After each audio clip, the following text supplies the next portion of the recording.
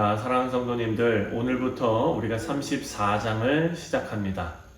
자, 34장부터 45장까지는 유다가 바벨론 군대에 예루살렘을 다 빼앗기기 그 직전과 그리고 빼앗긴 직후의 내용이 기록되어져 있습니다.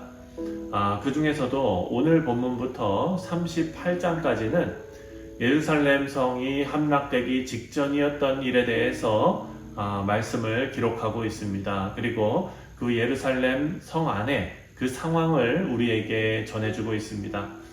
자, 당시 바벨론 침공이 코앞에 와 있었지만 거짓 선지자들은 유다가 망하지 않을 것이라고 예언했습니다.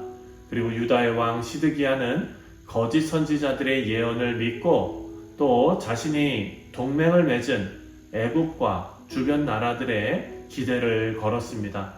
그래서 안타까운 결정을 내리죠. 바로 바벨론에 맞서 결사항전을 펴겠다라는 결정을 내립니다. 오늘 1절을 보면은요, 그 시대적 상황, 시대적 배경, 그 시점이 언제인지가 나옵니다. 1절에 보면 바벨론의 느부갓네살 왕과 그의 모든 군대와 그의 통치하에 있는 땅의 모든 나라와 모든 백성이 예루살렘과 그 모든 성읍을 칠 때의 말씀이 여호와께로부터 예레미야에게 임하여 이르시되. 자, 이 시기는 지금 바벨론의 4차 침공이 시작되는 그 시점을 지금 알려주고 있습니다. 이 시점에서 하나님께서 예레미야를 통해서 시드기야에 대한 예언을 하도록 하십니다. 자, 예루살렘이 함락되기 정확히 1년 6개월 전입니다. 1년 6개월 후에는 예루살렘이 망합니다. 자, 2절부터 5절 말씀을 보면은요, 예루살렘 성과 시드기야의 운명을 기록하고 있습니다. 말씀을 보면 성은 불타게 되고 또 시드기야 왕은 바벨론에 끌려가서 죽게 된다라는 내용입니다. 자, 우리 성도님들, 이렇게 우리가 다 아는 역사적인 사건에 대해서 우리가 다시 한번 생각해 볼 것은요, 우리 인생 가운데 정말 중요한 기회가 있는데 그것은 하나님께서 베푸신 구원의 기회라는 것입니다. 여러분, 오늘 본문 말씀 보면 시드기야는요, 지금 이 왕에게도 기회가 있었습니다. 하지만 그 기회를 거짓 선지자들의 말과 그리고 눈에 보이는 동맹국들을 믿음으로써 다 그 기회를 날려버렸습니다. 시드기야에게 멸망의 선고가 내려졌는데요, 이제는 돌이킬 수가 없습니다. 유다와 시드기야가 심판을 받는 것은 그들이 범죄했기 때문이고 또한 그들의 범죄의 자리에서 돌이키지 않았기 때문입니다. 회개가 없었기 때문입니다. 우리 인생에서도 정말 중요한 단어가 바로 기회입니다. 우리 인생에서는요, 수많은 기회들을 하나님께서 우리에게 주십니다. 좋은 어른으로 주변 사람들에게 선한 영향력을 끼칠 수 있는 기회, 그리고 긍정적인 사람으로서 사람을 살리는 말로 공동체를 세울 수 있는 기회, 또 가정에서 좋은 아버지가 될 수 있는 기회, 학생으로서 성실하게 자신을 가꿀 수 있는 기회, 또 여러분 아내로서 남편을 인격적으로 세워줄 수 있는 기회, 그래서 용기와 힘을 줄 수 있는 기회가 있을 수 있지요. 또 남편으로서는 아내를 귀하고 복된 동반자로 아낄 수 있는 기회, 그리고 또 교회에서는 좋은 목회자가 될 수 있는 기회, 또 좋은 신실한 하나님의 백성, 또 귀한 성도가 될 수 있는 기회가 우리에게 주어집니다. 우리 모두가 이런 기회들을 하나님께서 주신다는 이 사실을 꼭 기억하고 기회를 붙드시는 우리 모두 되시기를 주님의 이름으로 축원드립니다. 하지만 수많은 기회들 중에서 가장 중요한 것은 바로 구원의 기회입니다. 이 구원의 기회는 이 땅에서뿐만 아니라 영생에 이르도록 복된 기회입니다. 시드기야에게도 기회가 있었지요. 구원의 기회를 시드기야는 발로 차버렸습니다. 하나님께서는 사랑의 하나님이시기 때문에 그 어떤 죄인이라도 멸망하기를 기뻐하시고 바라시지는 않습니다. 하나님께서는 우리 모두에게 구원의 기회를 주시고 우리는 오늘이 바로 하나님의 구원의 날이라고 생각하며 하나님 앞에 엎드리고 순종하며 성령 하나님께 우리의 마음을 열어야겠습니다.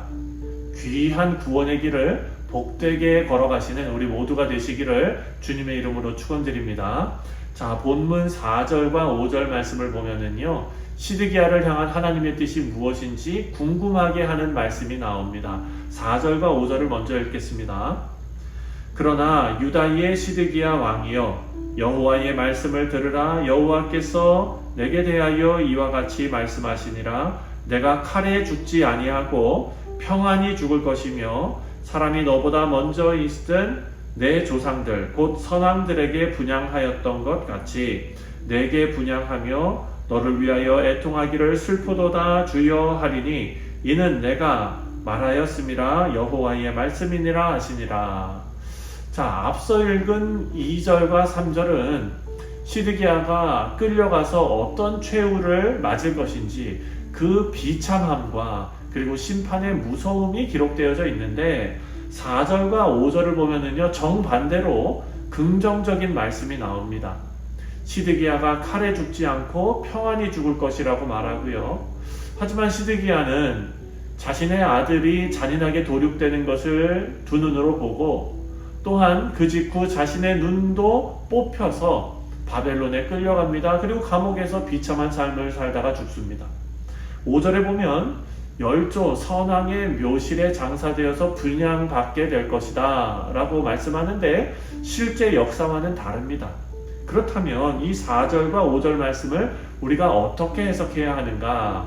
여러분, 이 말씀은요, 하나님께서 허황된 약속을 하시는 것이 아니라 2절과 3절의 심판에 대한 예언을 듣고 시드기야가 왕으로서 더 이상 거짓 선지자들의 말을 듣지 않고 눈에 보이는 동맹, 애굽의 힘을 믿지 말고 오직 하나님을 믿고 죄악에서 돌이킨다면 4절과 5절에 나오는 하나님의 자비를 경험하게 될 것이다 라는 말씀입니다. 사랑하는 성도님들, 하나님께서는요, 진노 중에서도 자비를 거두지 않으시는 분이십니다. 하나님 앞에 회개하는 자는 마지막까지 비극의 자리에 던져지지 않습니다. 우리가 은혜를 기대할 수 없는 순간에도 하나님의 긍휼이 함께 하십니다. 그것이 바로 탕자의 비유입니다. 탕자는 은혜를 기대할 수 없는 사람이었습니다. 그리고 우리가 탕자입니다. 은혜를 기대할 수 없습니다. 하지만 하나님께서는 은혜를 구하며 회개하여 돌아오는 우리 모두를 두 팔 벌려 안아주실 자비의 하나님이심을 꼭 기억하시기를 바랍니다. 우리 사랑하는 성도님들, 이렇게 돌이켜 하나님께로 돌아오는 데는 단호한 의지적인 결단이 필요합니다. 과연 시드기야에게 회개하고 돌아올 마음이 전혀 없었을까 한번 생각해 봅니다. 여러분, 예레미야의 그 예언을 다 듣고 자신을 향한 심판의 메시지도 다 들었습니다. 시드기야는 토굴에 갇혀있던 예레미야를 궁전 시위대 뜰로 옮겨주었던 사람입니다. 그 마음에 조금이라도 돌이키고 싶은 마음이 있었을 수도 있습니다. 하지만 시드기야는 사람을 두려워했습니다. 유다의 권력은요, 왕뿐만 아니라 그 권력을 가지고 있는 고관들이 쥐고 있었습니다. 기득권 세력들입니다. 기득권을 가진 사람들은 모두 애국과 친한 사람들이었고 또 자신의 권력을 그 기득권을 놓을 수 없는 사람들이었습니다. 이들 앞에서 시드기야가 하나님의 뜻대로 돌이키려면 정말로 단호한 결단이 필요하고 사람을 두려워하지 않는 용기가 필요합니다. 우리 사랑하는 성도님들, 하나님의 말씀에 순종하는 것은 말처럼 쉬운 일이 아닙니다. 외로운 길이고 두려운 길이고요, 힘든 길입니다. 하지만 하나님 말씀에 순종하는 길은 하나님께서 붙들어 주시는 길이고 복된 길임을 믿으시기 바랍니다. 바라고 기도하기는 우리 모두가 하나님 앞에 순종하여서 오늘 하루 삶의 순간순간마다 믿음의 결단을 내릴 수 있는 그 용기를 하나님께서 우리 모두에게 주시기를 주님의 이름으로 축원드립니다. 기도하겠습니다.